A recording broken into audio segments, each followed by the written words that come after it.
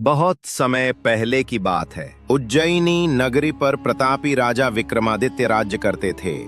वे निडर, न्यायप्रिय और वचन के पक्के थे। उनकी कीर्ति दूर दूर तक फैली थी। एक दिन दरबार में एक अजीब सा तांत्रिक पहुंचा। उसने राजा से कहा, राजन, मैं एक विशेष तांत्रिक साधना कर रहा हूं, जिससे पूरे देश का कल्याण हो सकता है। मुझे बस एक काम में आपकी सहायता चाहिए। शव लाना है। राजा ने पूछा, कहाँ है वो शव? तांत्रिक बोला, श्मशान में पीपल के पेड़ पर उल्टा लटका है। लेकिन सावधान, वो शव एक भूत है, बेताल। वो बहुत चालाक है और पकड़ में नहीं आता।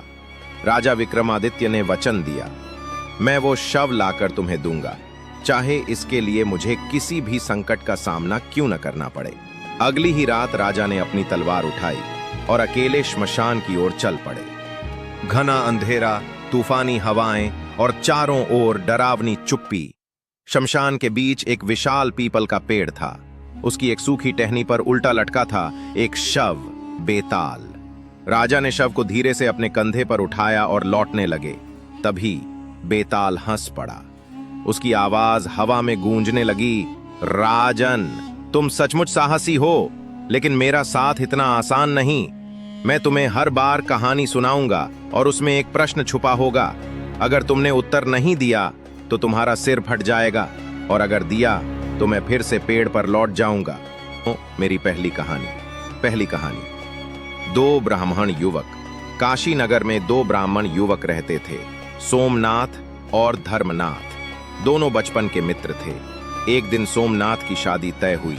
धर्मनाथ बारात में गया, पर विवाह से पहले ही एक दुर्घटना में वर वधू दोनों के माता पिता की मृत्यु हो गई। अब शादी के बाद सोमनाथ, पत्नी और दोस्त तीनों वापस लौटने लगे। रास्ते में एक डाकुओं का दल मिला। वे सोमनाथ को मारना चाहते थे। धर्मनाथ ने अपनी बुद्धिमानी से डाकुओं को भरमाया और मित्र को बचा लिया। फिर कुछ दूर जाकर एक नदी पार करनी थी। नाव पलट गई। सोमनाथ बह गया। उसकी पत्नी बेहोश हो गई।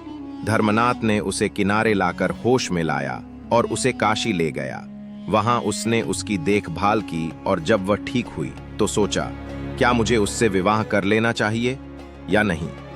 इसी समय सोमनाथ भी बचकर वहां आ गया।